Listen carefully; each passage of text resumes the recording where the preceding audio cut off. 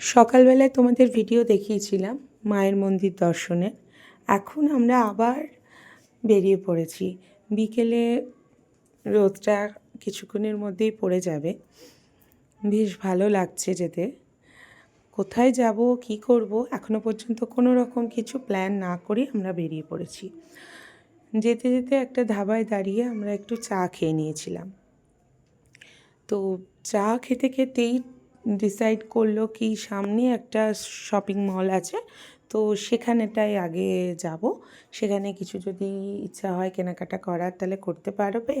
আবার একটা বড় গেম জোন আছে, তো ওই গেম জোনটাতে ও মানে ক্রিস কিছু যদি ইচ্ছা হয় খেলতেও পারবে। তো সেই কারণেই ঠিক আছে চলো, ওরও কি একটু এন্টারটেনমেন্ট হয়ে যাবে, তো কি তাই আমরা সেখানটাতে পৌঁছে গিয়েছিলাম। শপিং মলটা সত্যি অনেকটা বড়, অনেক কিছু কেনাকাটার মানে আমার ইচ্ছে ছিল, বাট আমি সময় করে উঠতে পারলাম না, কিনতেও তাই খুব বেশি কিছু পারিনি। তো ওখানটায় গিয়ে এই যে শপিং মলটা দেখো বেশ বড়। শপিং মলে পা দেওয়ার সাথে সাথে ক্রিস বলছে কোনো কিছু কিনতে হবে না, আগে চলো গেম জোনে। এটা কি সম্ভব না। তাই আমাদের কিছু করারও নাই। যাই হোক, ও ছোট, তাই ওর কথাটাও শুনতে হবে সবাইকে। তাই সবাই মিলে অবশেষে আমাদের টুকিটাকি কিছু কেনার পর গেম জোনে পৌঁছে গেলাম। গেম জোনে গিয়ে দেখলাম এত রকমের ভ্যারাইটি আছে ওখানে গেমের, যে একটা বাচ্চার পক্ষে অত অল্প সময়ে এত গেম খেলে সেটা সম্ভব না। তাই অল্প কটা গেম ও খেলবো, সাথে এই গাড়িটাও চালানো হলো আর কি। এরপর আমরা ওখান থেকে টুকটাক কিছু খাওয়া দাওয়া সেরে আবার বাড়ি চলে আসতে হয়েছিল, কারণ রিঞ্জু বাড়িতেই ছিল, পড়ছিল, ওর সামনেই এক্সাম। তা ওকে নিয়ে আমরা রাতের ডিনার করার জন্য আবার বেরিয়ে পড়লাম।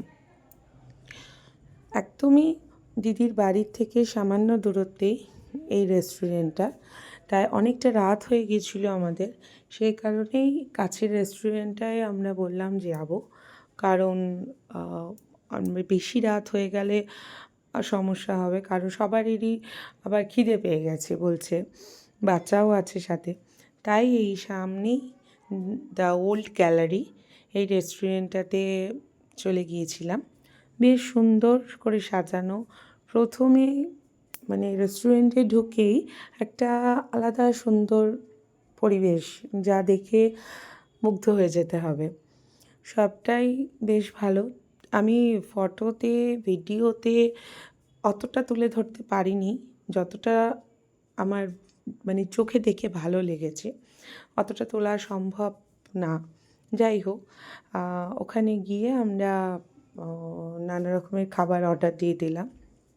খাবারের কোয়ালিটিও খুব সুন্দর এবং কোয়ান্টিটিও যথেষ্ট ভালো। সবটাই বেশ সুন্দর, সবটা মিলেমিশে মানে একেবারে পারফেক্ট আমি বলবো। তো মালদা শহরে যারা থাকে তারা তো জানবেই যে হ্যাঁ কতটা সুন্দর খাবার। আমি বাইরে থেকে গিয়েছি, আমি ফার্স্ট টাইম ট্রাই করলাম, আমারও বেশ ভালো লেগেছে। যাই হোক, তোমাদের কেমন লাগলো ব্লগটা অবশ্যই জানিও। আমার তো আজকের সন্ধেটা খুব ভালো কেটেছে, আমি তাই তোমাদের সাথে শেয়ার করলাম। কিছু ফটো তুলে নিয়েছিলাম আমরা। আবার নেক্সট কোনো ব্লগে দেখা হবে। মালদা শহরে এখনও আছি।